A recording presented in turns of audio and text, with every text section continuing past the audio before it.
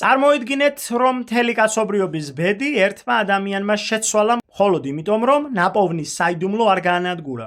რა მოხდა მაშინ, როცა ნოეს შვილიშვილმა კაინამმა კლდეზე ამოკვეთილი წარღვნამდელი წარწერები წაიკითხა? ვინ იყო კაინამი? გადმოცემის თანახმად კაინამი იყო არფახადის ძე, სემის შვილიშვილი და ნოეს შვილთაშვილი. ის დაიბადა წარღვნის შემდგომ ეპოქაში, როცა სამყარო ჯერ კიდევ სუფთა იყო ბოროტებისგან. მამამ მას წერა-კითხვა და სიბრძნე ასწავლა, რაც იმ დროს უიშვიათესი რამე იყო. გადმოცემით კაინამი პრივილეგირებული ახალგაზრდა იყო. მას ევალებოდა ახალი ქალაქების დაგეგმარება და მიწების ათვისება. თუმცა სწორედ მისმა ცნობისმოყვარეობამ და განათლებამ აქცია იგი ბოროტების გამტარებლად. დაახლოებით ძველი წელთაღრიცხვით 2275 წელს, როდესაც კაინამი ახალი დასახლებისთვის ადგილს ეძებდა, მან მიაგნო კლდეს, რომელზეც უცნაური ნიშნები იყო ამოკვეთილი. ეს იყო წარღვნამდელი ეპოქის გადმონაშთი, დაცემული ანგელოზების მიერ დატოვებული სწავლება. ამ ტექსტებში ეწერა თუ როგორ უნდა ემართათ ადამიანებს საკუთარი ბედი ვარსკვლავების, მზის,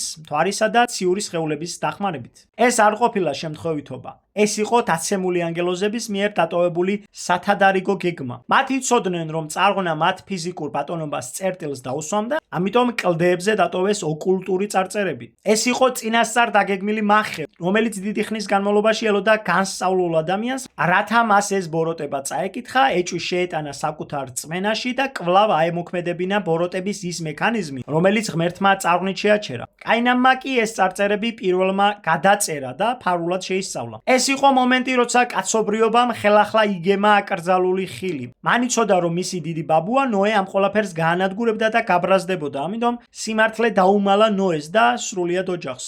ასე აღდგა დედამიწაზე ასტროლოგიური მოძღვრება, რომელმაც ადამიანი ღმერთს დააშორა და ვარსკვლავების მონად აქცია. დღეს ბევრი ფიქრობს, რომ ასტროლოგია უბრალოდ ჰობია, მაგრამ კაინამის ისტორია გვეუბნება, რომ ეს არის პირდაპირ სატანიზმი. ასტროლოგები, რომლებიც ზეციური ნიშნებით წინასწარმეტყველებენ, სინამდვილეში იმავე დემონური ინსტრუქციებს იყენებენ, რამაც წარღვნამდე მიიყვანა კაცობრიობა. ეს არის სულიერი ღალატი, რადგან შემოქმედის ნაცვლად ადამიანი თაყვანს დაცემული ანგელოზების მიერ დატოვებულ ცის რუკებს. ასტროლოგია არის პირველი ნაბიჯი ოკულტიზმში. ის აჯერებს ადამიანს, რომ მისი ბედი წინასწარ განსაზღვრულია და აზრს უკარგავს თავისუფალ ნებას.